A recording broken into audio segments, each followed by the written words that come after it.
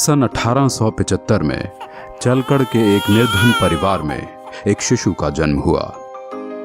बृहस्पतिवार को जन्म लेने के कारण इस बच्चे का नाम बिरसा रखा गया। किसे पता था कि एक दिन ये बालक जंगलों में रहने वाले समाज को उनके गौरव की याद दिलाने वाला बिरसा मुंडा बनेगा। बिरसा, बिरसा, कहाँ है रे तू? माँ, मैं इधर हूँ। तू फिर से अकेला जंगल में गया था? कहीं कोई बाघ भालू उठा ले जाता तो? माँ, तू फिक्र मत कर, ये जंगल मेरा दोस्त है, इसके सभी जानवर मेरे भाई। बिरसा पढ़ाई में तेज था और ये देखकर उसका दाखिला मिशनरी स्कूल में करवा दिया गया,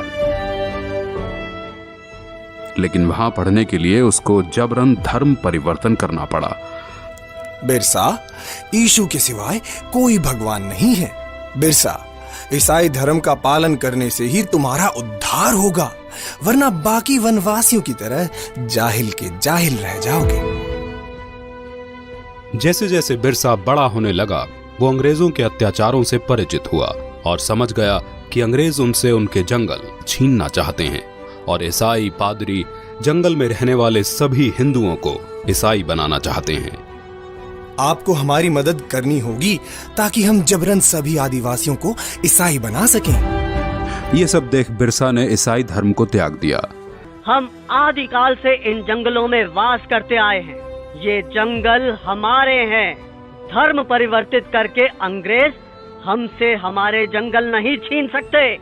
भाइयों, अंग्रेजों के सामने मत झुको, आत्मसम्मान के लिए खड़े हो। बिरसा के अनुयायी गांव-गांव में जाकर बिरसा की इस शिक्षा का प्रचार करने लगे। उसके कहने से वनवासियों ने अंग्रेजों को लगान देना बंद कर दिया। ये सब देख अंग्रेजी हुकूमत तिल में ला गई और उन्होंने बगावत भड़काने के जुर्म के लिए बिरसा को 2.5 साल की कठोर कारावास की सजा सुनाई। लेकिन बिरसा का आंदोलन अब रुकने वाला नहीं था। न वनवासियों ने लगान दिया, न बेगारी की। बिरसा के छूटने पर सारे वनवासी उसके गांव में इकट्ठा हो गए। बिरसा की क्रांति की पुकार से सिंह भूमि, चाईबासा और रांची के जंगल गूंज उठे। अब वक्त आ गया है जब हम अपनी जमीनें अंग्रेजों से वापस लेंगे और एक नए सतयुग का आरंभ होगा। हम इस धरती के पुत्र हैं और यहाँ हमारा राज होगा। बिरसा गांव-गांव घूमकर अंग्रेजों के खिलाफ मोर्चा बढ़ाने लगा। बिरसा के अनुयायी तीर कमान से लड़कर भी अंग्रेजों की बंदूकों पर भारी पड़ने लगे। वे जंगल से आते और अंग्रेजों को मारकर गायब हो जाते। जिस तरह बिरसा हम पर और हमारे ठिकानों पे हमला कर रहा है, ऐसे तो ईसाई धर्म का यहाँ अंत ही हो जाएगा। बिरसा वनवासियों को ईसाई बनने नहीं देगा।